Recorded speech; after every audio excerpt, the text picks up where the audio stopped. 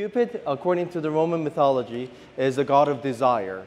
The counterpart in the Greek mythology would be Eros. So what Cupid looks like is a little chubby baby, very, very cute looking baby with wings and about to shoot an arrow. One day I was thinking, I was looking at the picture and I was like, okay, what does that really mean?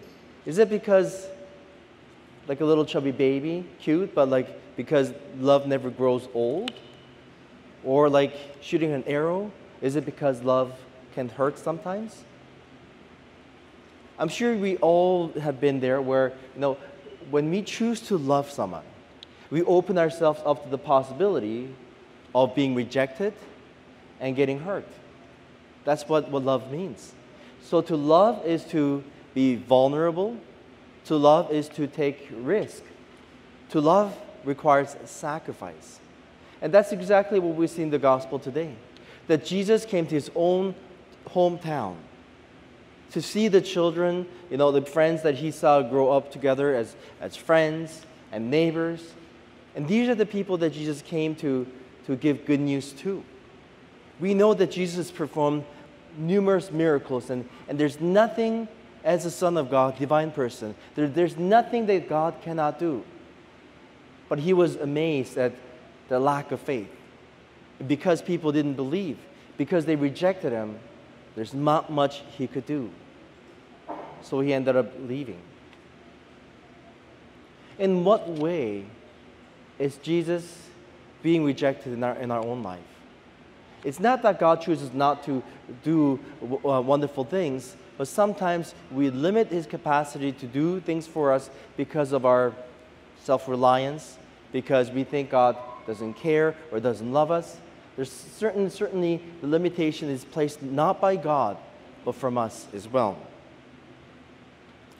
Jesus suffered rejection. St. Paul also suffered rejection. And he was really, really hurt by that experience. And that's why at one point he says, I'm not going to my own people, I'm going to go to the Gentiles. And that kind of opened the way for Christianity to spread and to flourish, all by God's design. And we know St. Paul talks about thorn in the flesh. He prayed to God 3 times. And then God basically responded saying, my power is made visible in your weakness. It's been said there are 2 misfortunes in our life. Number 1 is getting what we want. That would be to our ultimate demise. Because if you want a lot of money, what happens? They say money changes people. What happens when we get a lot of power? Power corrupts people. So things that we want can lead us away from God. And that's one thing that God does not want. Another misfortune is not getting what we want. And we feel like God, we don't know what St. Paul suffered from. But the truth is, what he was suffering from was so debilitating. And he says, please move this away from him. But he knew that God gave him that suffering for his own piety, for holiness and humility. I remember back in the day when I was in the seminary, a fellow seminarian said, do you want to read this book? And I looked at it, I thought it was quite disrespectful, so I said, no, I don't want to read this. Basically, I think it was Oxford, whatever publication it was. Basically, the book was talking about all the faults of the saints, like imperfections. And then he was telling me, did you know St. Anthony of Padua has suffered from such a hot temper? Like when he got so upset and when his novices didn't listen, he used to beat them up, right? And Saint Teresa of Lisieux suffered from very delicate conscience, right? And then there's a possibility that Saint Catherine of Siena might have suffered from eating disorders. And not to knock them down, but to recognize even the saints have struggled. And perhaps because of their struggles, they're made into saints.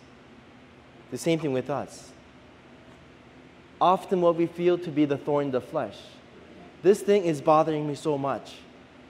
Sometimes God has placed it for a reason.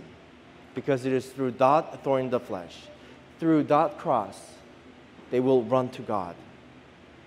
Kind of like when you're ill, you run to the doctor. So thorn in the flesh keeps us in check and keeps us close to God. And through our dependence on God, we come to realize that God's grace is enough. God's grace is enough for all of us, for all of our struggles.